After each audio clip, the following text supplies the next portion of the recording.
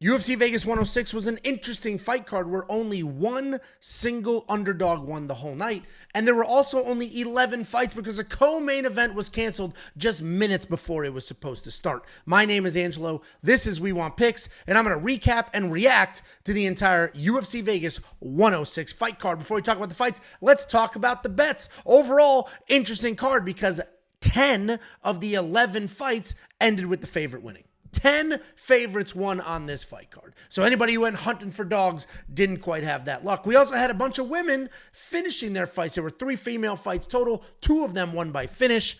Overall, Bet Sam was up a couple of bucks. The safety parlay absolutely slapped. And I'm getting hit up with DMs left and right about people making some money. This was a DM I got literal minutes before filming this from San Reeves. He said, I came in first place on the Bet365 Fantasy using the premium tools for my lineup. And I'm mentioning that because people always forget about the tools on premium. If you don't care about the tools, you only care about the bets. Well, the safety parlay continues to be the beacon of stability. I've talked about it for years. The most stable bet in the most unstable sport.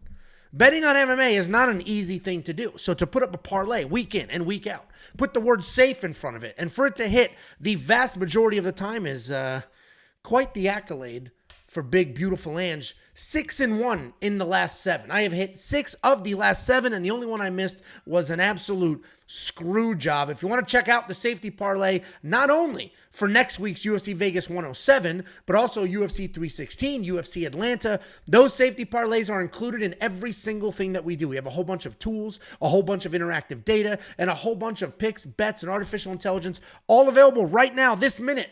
For UFC Vegas 107, WeWantPicks.com. Just click Become a Member at the top. It's $10 for an entire month's worth of membership. An entire month worth of access for freaking $10.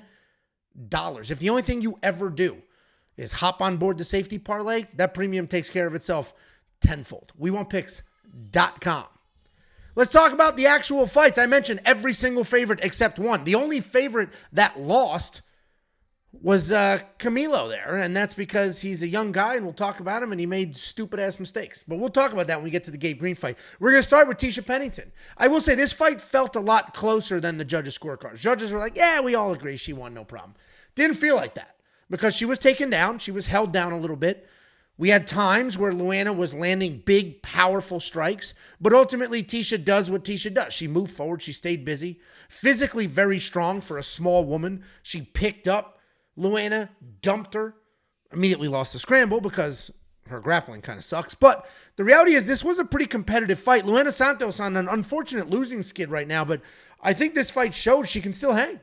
Tecia's very highly ranked in the division, has fought basically everybody. I think she's tied for the second most amount of wins in this division, and that's because she's fought literally everybody for the last 8 years.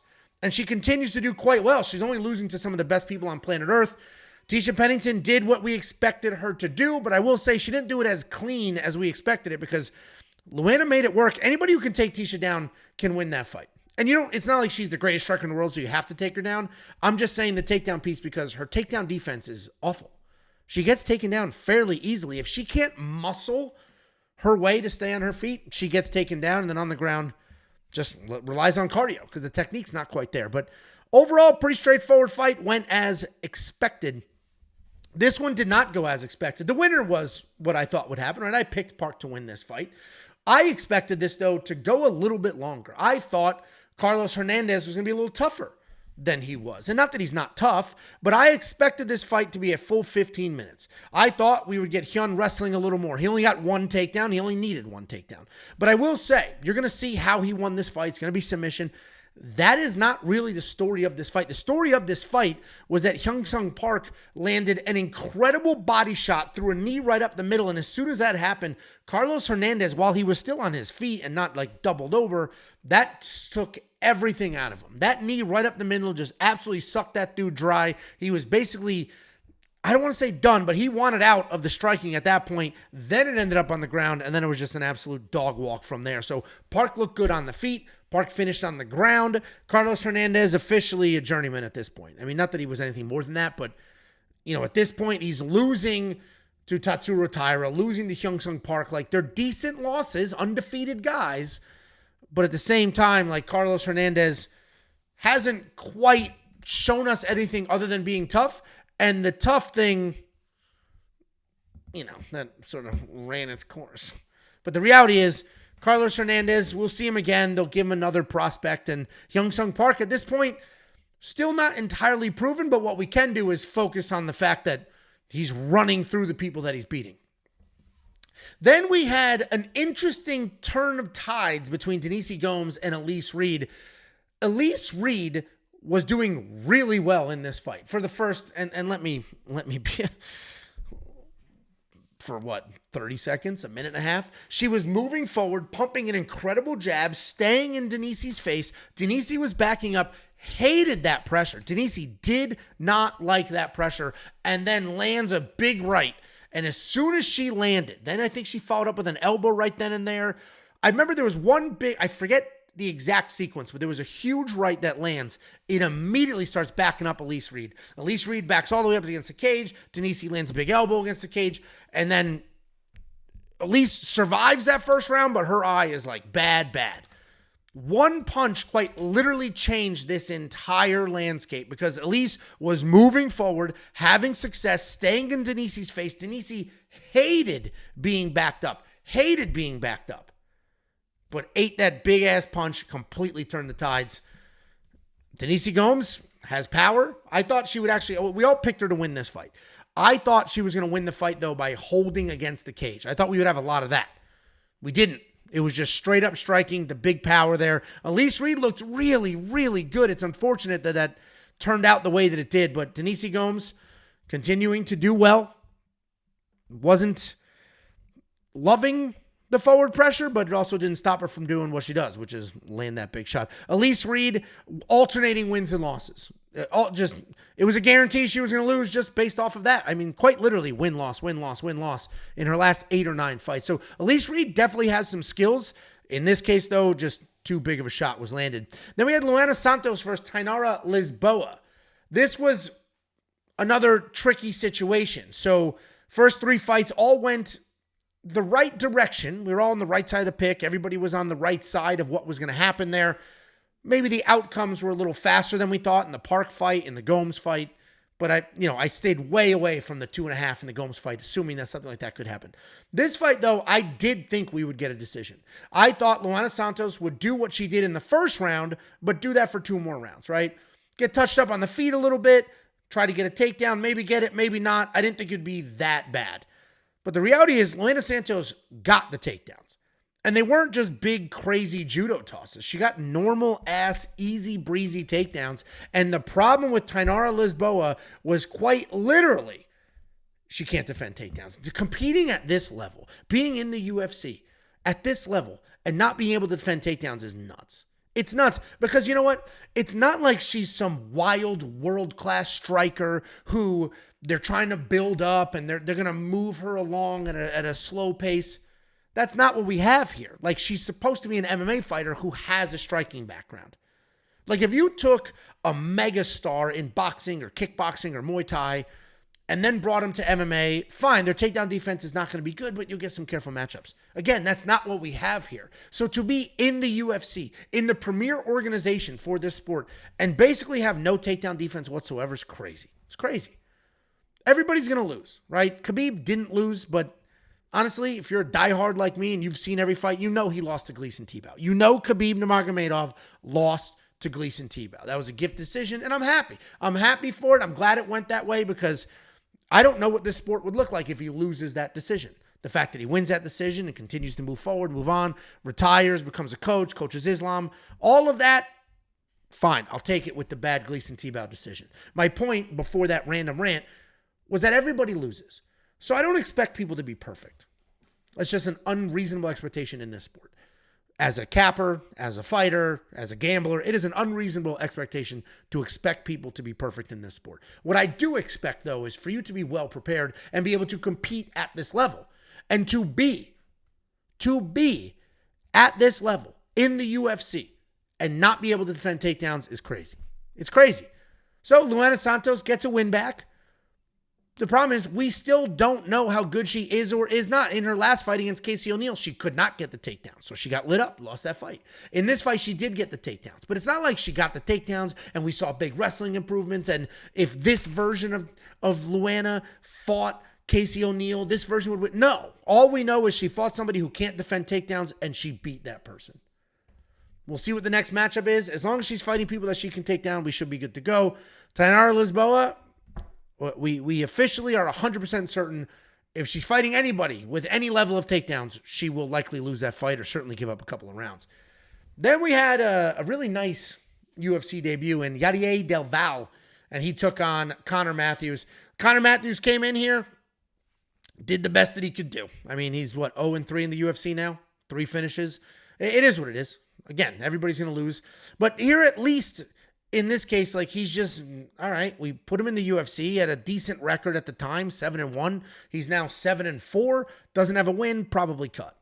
What you're seeing in this picture is Connor Matheus throws a big kick, and Yadier just catches it on the shoulder, tosses it up, just like flicked it up in the air. Connor goes flying backwards. Yadier jumps on top of him. Done. Striking looked great. Grappling looked great. Composure looked great. The dude is yoked. Absolutely yoked up. So Connor Matheus, this is probably the end of the line for his at least this stint in the UFC. But Yadier DelValle looked real good in this fight. He looked really good in this fight. Looking forward to what's next for him. I do wish we got a little more, right? Like, as a fan, you love to see somebody just get the brakes blown off. But as somebody who wants to see the evolution of specific fighters, let me see a little more. Like, let me see what happens if he is backed up. Let me see, can he eat a shot? Can he, like, we don't quite know all those things. He is an undefeated prospect. He did just mow through somebody he was supposed to mow through. So as expected, and we'll see what they do next with him. But, overall, great fight for Yadier. Terrible fight for Thiago Moises. At this point, Thiago Moises sucks. At this point, he sucks. And you know what? I fell into the trap. I fell into the Thiago Moises trap of, but he fought the better level of competition, which he did do. He fought Islam. He fought Joel Alvarez. Like, he fought the better level of competition. He lost to them, but he fought them. But I fell into that trap. He's got way more experience. He's a young guy. He's coming into his own. He's got good striking, good grappling. The reality is, I was also going on and on and on about Jared Gordon should be 5-0 in his last 5. Jared Gordon beat Patty. He got screwed. He beat Nasrat. He got screwed. He was beating Bobby Green before the headbutt. But I didn't go that direction.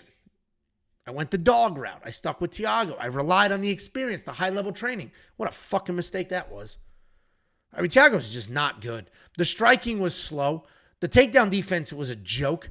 So the first time he got taken down, fine. He threw a lazy kick. Jared catches it, foomp, sends it right down the middle. That's how he ends up on the ground. The second time, though, like, how many times is this shit going to happen, Thiago? You going to make any adjustments in a fight or no? You're just going to throw lazy kicks and get taken down? What an absolute joke. What an absolute joke. Eats a massive right hand in the second round. Thiago, or late in the first round. What am I talking about? Second round.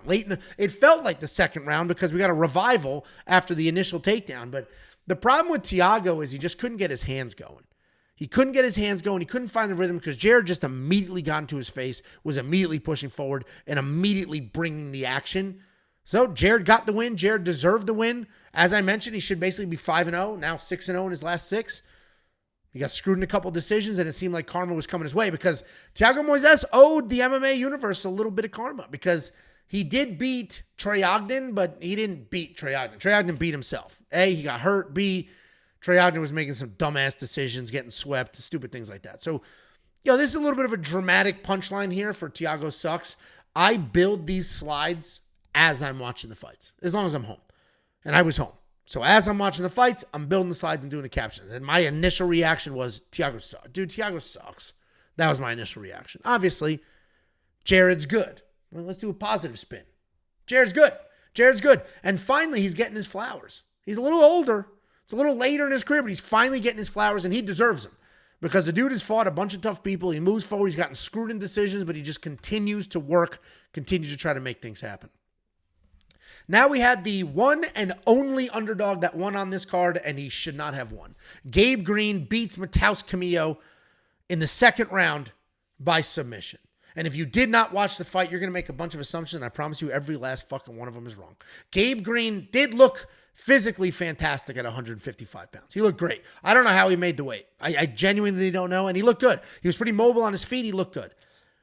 Matheus Camilo looked great, and then he made a mistake. In the first round, a little bit of back and forth, some competitiveness there. Matheus eats a right hook while charging forward, slips a little bit, looked a little like, what was that? But the reality is he seemed totally fine. On the feet, Matheus Camilo was very composed, and he did a great job ripping Gabe's green body. He ripped the body a few times. Gabe's arms would come down because his body was getting ripped. And overall, Matheus looked fantastic. He won that first round on top. He gets a takedown. He's on top. He's working. That round is his. Second round comes. A little bit more of the same. Eats a shot, comes forward, good solid composure, gets a nice takedown. He's on top. He's controlling on top. And instead of continuing to be in a dominant position in a fist fight, he decides, I'm young and stupid. Let me throw a guillotine from mount, or a triangle from mount, and roll to my back and try to finish it. So that's what he does. And honestly, it looked tight as hell. It looked unbelievably tight. He throws in a triangle while on top, rolls to his back. Then he's like fucking around with, should I do the arm bar? Should I stick with the triangle? And he loses the whole position. He's squeezing for his life, loses the whole position. His legs are gassed. His arms are gassed. His emotions are probably a disaster. Gabe Green slips out, ends up on top, takes over, takes his back, submits him. This was veteran savvy and composure. That's what this was. Matheus, and I know this is going to sound, but he lost, was the better fighter. He was winning everything except that scramble. And he lost the scramble because he's a fucking idiot. He's an idiot. This is MMA. This is a fist fight. You are on top in a dominant position in your UFC debut. Stay there. Stay there. Elbow, punch, strike, stay there and get your win. Chasing a random submission, giving up your, and we had 3 minutes left in the round. It's not like we're talking 1 minute. Fine, fuck it, 1 minute, go. 3 minutes left in the round, chasing a submission, giving up a dominant position to be on your back is dumb as hell. And then while on your back with the triangle, squeezing your life, go for the armbar. You fucked with the armbar, you bailed on it. Stick with the armbar, because if you're going with the armbar, now Gabe has to worry about the arm. So he's got his two hands have to prevent the armbar from. So now both his hands are tied up and he's not going anywhere. And even if his head slips out, you still have the armbar. But he went with the triangle, which is a low percentage move. It was stupid. It was UFC debut, young guy bullshit.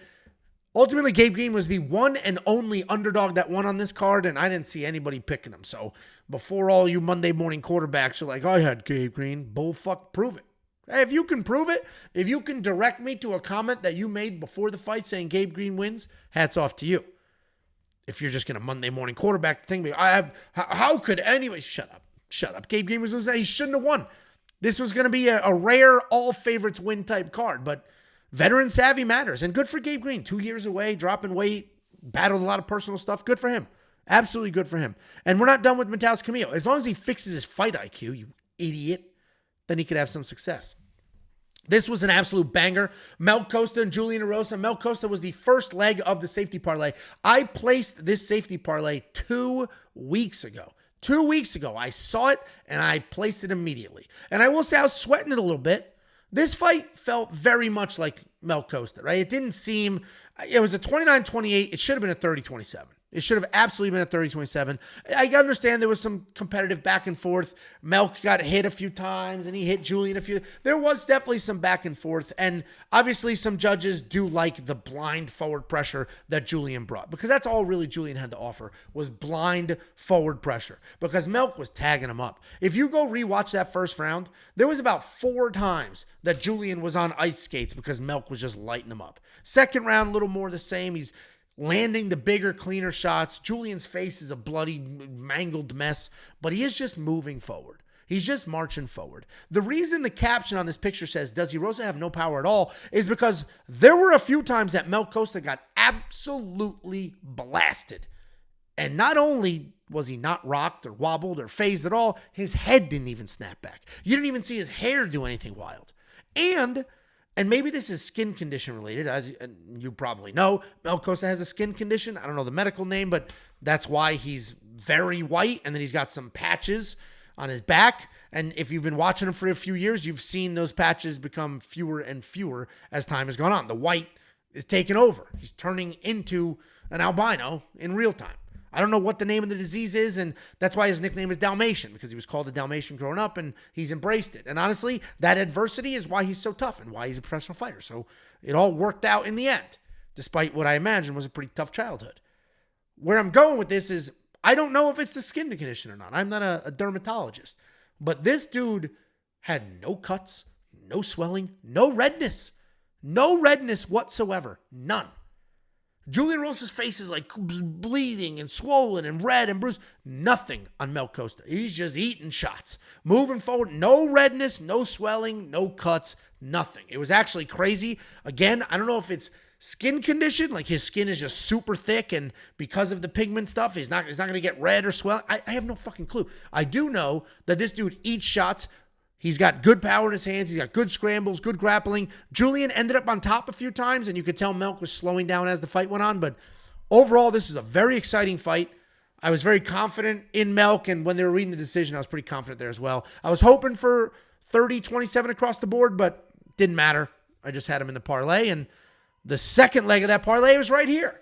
Nursulton Ruzaboyev was the second leg of the safety parlay. It was a plus money safety parlay, the unicorn of safety parlays, and you can unlock the UFC Vegas 107 safety parlay now at WeWantPicks.com. But the Nursulton Ruzaboyev fight was an interesting one because he seemingly was dropped early. That's what it looked like. But he wasn't dropped. There was an accidental clash of heads. So yes, they bumped heads, and then he dropped a little bit. He ended up in a mounted guillotine. He was on his back, and Dustin Stoltzfus was on top of him, mounting him with a guillotine that looked pretty tight. But Nursulton kept his composure. Got his wits back, and then he snuck his hands through the legs and then rolled through. 2 points. One, the headbutt was only known to apparently the broadcast team and us. The referee didn't address it. The referee didn't stop to check on anybody. They don't tell the judges. They don't tap the judge's shoulders and say, hey, I know that looked like it was a drop there.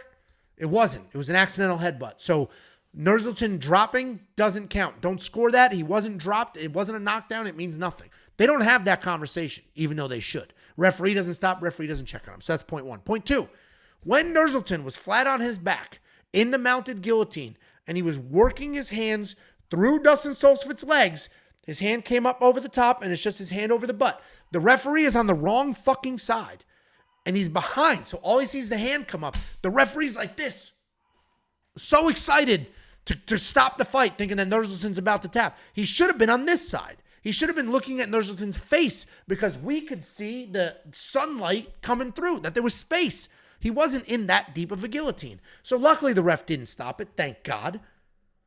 But that got dicey. Rest of the fight was basically Nursulton. Dustin had a few moments where he would bite down, charge forward, and just whack, whack. And, when you throw crazy, some stuff's going to land. Nursulton has a great chin. Nursulton's a very good grappler. Nursulton is wildly athletic. We saw spinning back heel kicks, like 5 of them. Nursulton is huge. He was landing clean. He was sending power. Dustin's face was all mangled, bloodied. It was a 29-28 for Nursulton.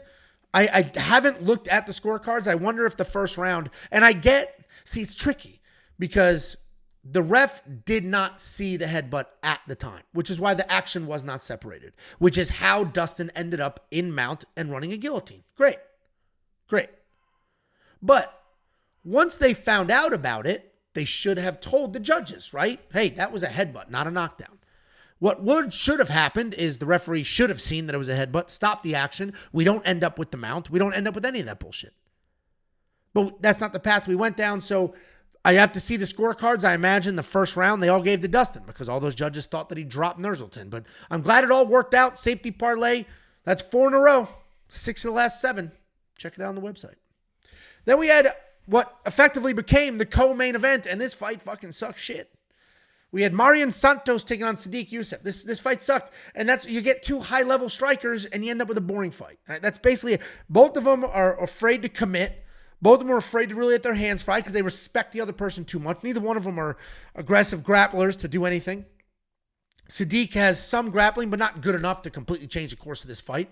And why would Marion shoot takedowns when he was winning the striking exchanges? This was just like a younger, better, faster, stronger. That's what we had here.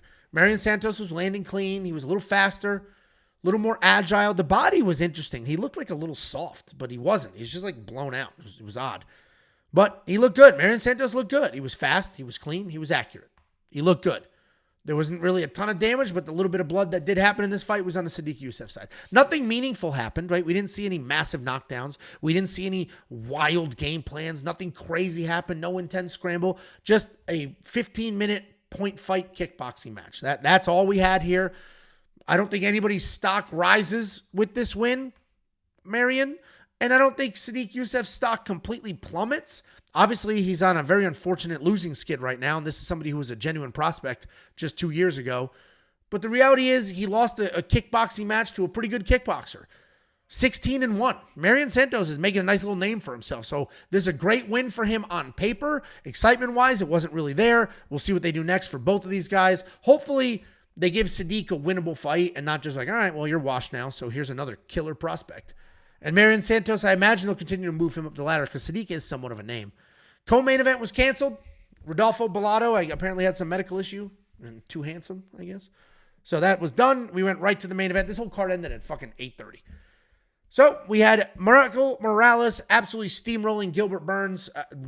There is no tail to take. There's nothing to talk about here. Michael Morales steamrolled Gilbert Burns. Gilbert Burns came in, bit down his mouthpiece, bombed overhand lefts, bombed overhand rights, overhand left, overhand right, overhand left, overhand right. Ultimately got finished. That's it. He attempted a takedown. He got a takedown. Michael Morales popped right back up, separated the hands immediately, turned, went right back at it. So Michael Morales all of a sudden find the finishes. Obviously, Gilbert Burns is 38. Gilbert Burns should probably retire at this point because the problem is, unless the UFC gives him a Legends fight, and I don't know who at this weight class, who at 170 is like old and like legendy. I don't think anybody else is left on the roster. I think he's the last one standing. So unless they give him a Legends type matchup, they're just going to continue to give him young prospects who are going to beat the shit out of him. And that's unfortunate because Gilbert Burns is a fan favorite. I love the guy. He's great on the podcast. He's a ton of fun. I don't know if he officially retired. Let me know if I'm just way off base here and this dude retired in the cage. Because I saw the interview with Michael Morales and then, some people were over the house and that was it. So maybe I missed the retirement conversation, but if he didn't, he should. And he's making a nice little name for himself. He's got the podcast going. He's a likable guy. Just go that route. Do that whole thing. Michael Morales, 18-0 at this point. 18-0. Coming off a handful of finishes in a row. None of them over killers. The problem here is he hasn't fought anybody great. Like he beat Gilbert Burns. Old. He beat Neil Magny. Old. Give him Mike Malott. Give him Mike Malott. At least a young prospect. Or give him, fuck it. Let's jump up to the top. Give him Ian Gary. Give him Shavkat. They're all waiting in the... Give him Bilal. They're all waiting in the wind now. All of them are waiting in the wind now that Islam's going up to 170. Give him one of those guys. Let's find out how good Michael Morales actually is. 18-0. If he becomes 18-1 because he loses to Shavkat, who gives a fuck? All right, he's 18-1. Let's work him back up. He's good everywhere. Good-looking dude. Marketable. Flashy. Let's speed this up. Overall, fun fight card. Only one single underdog won, but only a couple of these fights were boring. The rest of them were pretty exciting. Even the lady fight, the most boring fight in this card was Marion Santos and Sodiq Yusuff. The rest of them were pretty good. Lots of finishes, lots of back and forth action. And I love a good fight card that ends at 8:30 at night. Nothing worse than sitting here at 1:30 in the morning with my eyes dry as hell, having to do it again in the morning. Guys, thank you for the watch. I appreciate every last one of you. Like, subscribe, do all those things. Then go to the website, become a premium member. Right at the beginning of this video, I show you a DM from somebody that says, hey, I won at the Bet365 fantasy contest using your tools. So everybody wants to focus on the bets. And you know what? When the safety parlay is as good as it is in this space, the beacon of stability, I understand focusing on the bets. But the tools are there as well. And let the tools help you out. Teach a man to fish. We have an optimizer that will build lineups for you. A tape index, which organizes all of the fight tape and the film study for future events so you can do your own tape study. We have a fight simulator that simulates fights 100,000 times, and we just updated this to include fantasy scores and average lines. I used this for my underdog fantasy entry, and it said Nursulton is going to go under his fantasy score, and it did. It also said Michael Morales was going to go over on his, and it did. The Fight Simulator just got a nice big update. You can use it for everything that you could ever want or need. Data analyzer, tried and true. You get the data, you can deep dive the data, you can stack filters, you can tell whatever story you want to tell. And everything we have is inside of an app. Just search We Want Picks in the App Store. Guys, I appreciate every last one of you. Thanks for the watch. The stats say that we have 36,000 subscribers, but 80,000 unique viewers, which means some of you are watching these videos without clicking subscribe. Click the subscribe button. I appreciate every last one of you. And I'll see you tomorrow morning for the UFC Vegas 107 breakdown.